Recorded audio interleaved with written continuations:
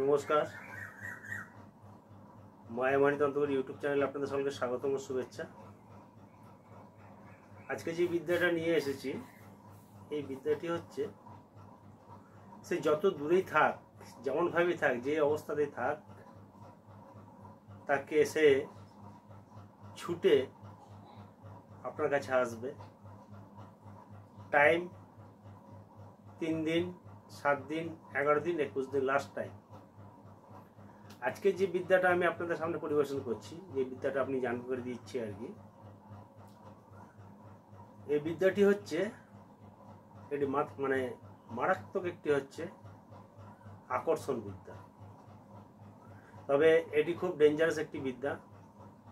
এই বিদ্যা চট করে কেউ প্রয়োগ করতে যাবেন না, কারণ এইখানে যে মন্ত্রটা আছে, এই মন্ত্রটা আপনারা দেখলেই বুঝতে পারবেন যে বিদ্যাটা কত বড় খতরনাক একটি বিদ্যা। এখানে কাঙ্গালি কালির দোহাই দেওয়া আছে, কাঙ্গালি কালির দোহাই। মানে এই যে কাঙ্গালি কালি, এ কিন্তু খুব খতরনাক। এই সবসময়ের জন্য খাবো খাবো খাবো খাবো, খাই খাই খাই খাই খাই খাই করে। ঠিক আছে, তাহলে বুঝে দেখুন যে মন্ত্রটা আমি ভিডিওতে দিয়ে দেবো। মন্ত্রটা দেখার পর আপনারা বুঝতে পারবেন যে কত বড় খতরনাক এই বিদ্যাটি। সে যত দূরেই থাক, এই বিদ্যা প্রয়োগ করলে 3 দিন, 7 দিন, 11 দিন, 21 দিন সে আসতে বাধ্য, ছুটে আসবেই। হ্যাঁ, তবে সে যেই জায়গাতে আছে আগে গণনা করে দেখে নেবেন যে সেই জায়গার বাড়ি ঠিক বন্ধন কিরকম দেওয়া আছে, তার কাছে কোনো ওষুধপালা, তাবিজ, কবচ কিছু আছে কি না, এগুলি আগে আপনাদেরকে গণনা করে দেখে নিতে হবে। দেখা গেল যে বাড়িটি এমনভাবে বন্ধন দেওয়া আছে, আপনি বিদ্যাটা প্রয়োগ করলেন, কালী সেখানে তার যে অনুচর তাদেরকে পাঠাতে পারলো না। হয়তো তারা গেল কি, তারা আবার ঘুরে আসছে, কারণ সেখানে এমনই বন্ধন দেওয়া আছে যে সেই সীমানায় সে প্রবেশ করতে পারছে না। বা সীমানায় যদিও প্রবেশ করতে পারছে, যে ব্যক্তিকে করা হচ্ছে সে ব্যক্তিকে ছুতে পারছে না, কারণ তার কাছে এমন বন্ধন, তাবিজ আছে বা এমন কোনো ওষুধপত্র আছে যে সেইখানে মা যে অনুচরকে পাঠাচ্ছে, সেই অনুচর সেই জায়গাতে স্পর্শ করতে পারছে না। এই কারণগুলি আগে গণনা করে দেখে নেওয়ার পরে সেগুলোকে কাটান করবেন। কাটান করার পরে এই বিদ্যাটি প্রয়োগ করবেন। আর এই বিদ্যা যখনই প্রয়োগ হবে, কাজ যখনই সম্পূর্ণ হবে, তখন কিন্তু শ্মশানে গিয়ে চাল কুমড়া হোক, পায়রা হোক, মুরগি হোক, যাই হোক, বলি চড়াতে হবে। কারণ এই মন্ত্র এখানে বলতে হবে যে আপনি কি বলি দিবেন, কি মানত করবেন। ওই মন্ত্র এখানে সেটি উচ্চারণ করতে হবে, সেটি বলতে হবে। আর ওই বলি যদি আপনারা না দেন, যে সাধক বা যেই ব্যক্তি এই বিদ্যা প্রয়োগ করবে তার অনেক বড় ক্ষতি হয়ে যাবে। আর আমার এই বিদ্যা প্রয়োগ করার ফলে যদি কারোর কোনো ক্ষতি হয়, কোনো বিপদ ঘটে, তার জন্য আমি বা আমার চ্যানেল কর্তৃপক্ষ কোনোভাবে আমরা দায়ী থাকিব না।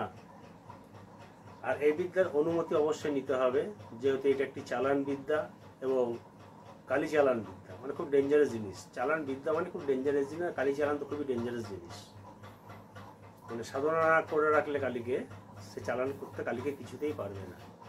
ঠিক আছে, তাতে আপনি মনসা সাধনা করুন, কালী সাধনা করুন, যাই সাধনা করুন, একটি সাধনতা আপনাকে করে রাখতেই হবে, নিজেকে রক্ষা করার জন্য, নিজের আত্মরক্ষার জন্য, নিজের সংসারকে রক্ষা করার জন্য, সমস্ত দিক। ঠিক আছে, তারপর তো সে সাধনার মাধ্যমে আপনি যে দেবদেবীকে নিজের আয়ত্ত করে রেখেছেন, এবারে সেই দেবদেবীর যে অনুচর, বাহন, তাদেরকে পাঠিয়ে তারা সেই কাজটি করবে। ঠিক আছে, তাহলে চলুন আজকের এই বিদ্যার যে কি কি সামগ্রী, কিভাবে কি করতে হবে না করতে হবে, সব কিছু আজকে আপনাদেরকে বলি। কুচো মাছ, অনেকে জানেন কুচো মাছ সাপের মতন দেখতে হয়। ঠিক আছে, এই কুচো মাছ একটি আপনি জোগাড় করুন। জোগাড় করার পরে একটি বড় মালসা নিন, তার উপর একটি ঢাকার একটা মালসা নিন।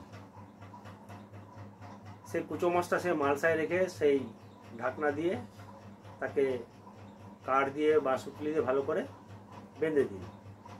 ঠিক আছে, বেঁধে দেওয়ার কুচা মাছটা মাঝখানে রইল। এইবারে ওই মাছটাকে একটি জাগ্রত জায়গায় কোথায় রাখুন, তাতে মন্দির হতে পারে, শ্মশানও হতে পারে, যেখানে আপনার সুবিধা হবে। যেহেতু 3 দিন ওইটাকে রাখতে হবে, ঠিক আছে, এমন একটা জায়গায় নির্বাচন করুন। সেখানে ওই মালসার ভিতরে কুচো মাছ রইল, বাঁধা রইল। সে মালসার ওখানে আপনাকে 3 দিন উলঙ্গ হয়ে, গায়ে কোনো তাবিজ, কবচ, সুতা, গা বাঁধা কিচ্ছু চলবে না। আপনি আমার বাড়িতেও করতে পারেন, তুলসীতলাতেও করতে পারেন। তা তুলসীতলা মাছটি রাখবেন না, একটু কোথাও মাটিতে একটু বেদি করে একটু উঁচু মতো করে দিয়ে সেই জায়গাতে রাখবেন। রেখে সেখানে প্রত্যেক দিন 7টা করে ধূপকাঠি আর 7টি করে মোমবাতি জ্বালান আর একটি ঘিয়ের প্রদীপ দিন। পূর্ব দিকে মুখ করে করবেন পুরো কাজটাই। 3 দিন সন্ধ্যা দেখানো যখন নাকি হয়ে যাবে, যদি আপনার কপাল ভালো থাকে কুচো মাছটি জীবিত থাকবে, মানে জ্যান্ত থাকবে। ওই কুচো মাছটি ওই মালসা সুদ্ধা আপনি নিয়ে চলে যান তে মাথা মোড়ে, নাহলে শ্মশানে। ঠিক আছে, নিয়ে এবারে কি করবেন, এখানে একটা গর্ত করুন। গর্ত করার পরে মেয়ের বা ছেলে যে দূরে থাকে তার কোনো দেহে কিছু না কিছু চাই, বলে চুল, পায়ের ধুলো, আর তার দেহের বস্ত্র, ঠিক আছে, তার ছবি, যা হোক কিছু জোগাড় করে রাখতে হবে। এবারে ছবির সাথে যদি ওই বস্তুগুলো দেওয়া যায়, জিনিসটা আরো জোর হয়। এবারে কি করতে হবে না, ওই ছবিটা আগে রাখুন, তার জিনিস বস্ত্রগুলো আগে রাখুন। রাখার পরে এবারে ওই কুচো মাছ যে বাঁধা আছে, এবারে বাঁধাটা খুলে দিন, খুলে দিয়ে 2টো মালসা এটার উপরে বসিয়ে দিন, গর্তটার মধ্যে বসিয়ে দিন। ঠিক আছে, এতটা গর্ত করবেন, তার মধ্যে ওই বস্তুগুলো ফটো রেখে তার উপরে এটা বসিয়ে দিন। বসিয়ে দেওয়ার পরে এবারে 7টি জবা ফুল, লাল জবা ফুল 7টি, ওই লাল 7টি জবা ফুলে এই যে মন্ত্রটা ভিডিওতে দেওয়া থাকবে, মন্ত্রটা বলবেন, একটু করে ফু দেবেন, আর ওই 7টা জবা ফুল মালসার উপরে চড়ান। আর যেদিনকে জবা ফুল দিয়ে মালসার উপরে আপনি ফুল চড়াবেন, সেদিনকে শ্মশানে করুন আর 3 মাথা মরেই করুন, ভোগ চড়াবেন। 5 রকম ফল, আতপ চাল, দুধ, কলা দিয়ে নৈবেদ্য, সিঁদুর, ধূপকাঠি, মোমবাতি, এগুলি দিয়ে সব আগে একটি আসন করুন। সম্পূর্ণ মাছ কলা পাতার উপর জিনিসগুলো রাখবেন, বস্তুগুলো রাখবেন। আর ওই সিঁদুরের 7টি ফোঁটায় মালসাতে দিয়ে দিবেন। ঠিক আছে, আর ফটো যদি পান, ফটোর কপালেও সিঁদুরের ফোঁটা দিয়ে দিবেন, তার বস্তুতেও সিঁদুরের ফোঁটা দিয়ে দিবেন 7টা করে। কপালে একটা ফোঁটা দিলেই হবে, বস্ত্র যদি হয় 7টা ফোঁটা দেবেন, চুল টুল যদি কিছু হয় একটু সুন্দর মাখিয়ে দেবেন। ঠিক আছে, আর এই সিঁদুরটি হতে হবে আপনার শনি, মঙ্গলবার কিংবা অমাবস্যা, পূর্ণিমা বগ্নি করা দোকানের সিঁদুর কিনতে হবে আপনার। প্রথম বগ্নির খদ্দের হয়ে আপনাকে সিঁদুর কিনতে হবে।